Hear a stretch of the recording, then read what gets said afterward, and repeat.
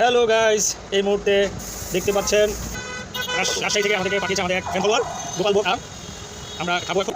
অসাধারণ দেখতে, খুব মিষ্টি হবে মনে হচ্ছে। আর ধন্যবাদ আমাদের ফ্যান ফলোয়ার করিম সাহেবকে।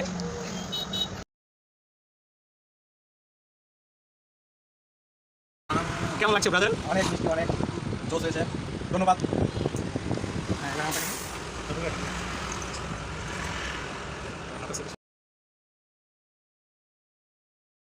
ওয়াও গাইস, অবশেষে আমার এত মিষ্টি, সত্যি গাইস আসলে এত মিষ্টি আমার নেই সেই